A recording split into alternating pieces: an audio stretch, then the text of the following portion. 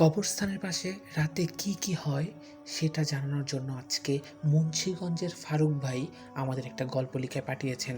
সেটা তার সাথে ঘটে যাওয়া একটা ঘটনা। রাত ২টার দিকে উনি বাজার থেকে বাসায় আসছিল।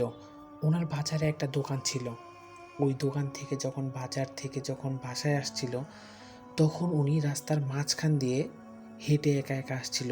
যেহেতু রাত ২টা বাজে, লোকজন কেউ ছিল না। তখন ফারুক ভাই কবরস্থানের প্রথম গেট পার হয়ে দ্বিতীয় গেটের সামনে আছে। রাস্তাটার নাম হলো কালীতলা।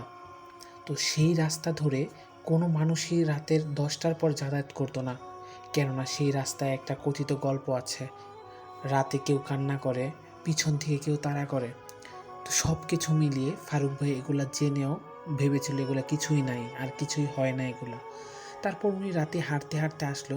হঠাৎ করে একটা দমকা বাতাস ওনার শরীরে লাগলো। বাতাসটা ছিল প্রচুর ঠান্ডা। তো উনি ভাবছে হঠাৎ করে এত ঠান্ডা বাতাস কই থেকে আসলো।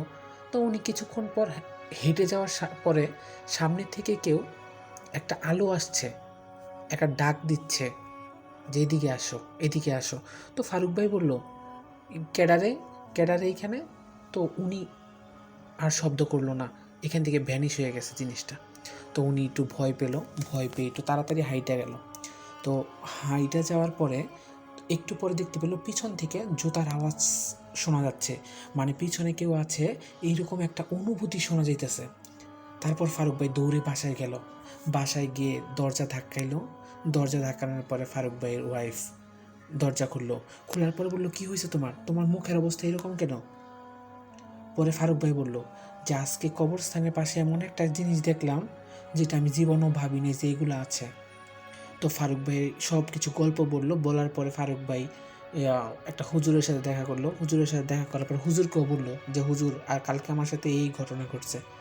পরে হুজুর বলতেছে যে হ্যাঁ, হয় এরকমের যে খারাপ আত্মাগুলো থাকে, যারা মইরা যায়, হ্যাঁ গো আত্মাগুলো আর কি জান্নাতও যেতে পারে না, জাহান্নামও যেতে পারে না, তারা এই কবরস্থানে আশেপাশে ঘোরাঘুরি করে। তো ফারুক ভাইয়ের এই গল্প থেকে আমরা অনেক কিছু জানতে পারলাম আজকে। ধন্যবাদ ফারুক ভাই।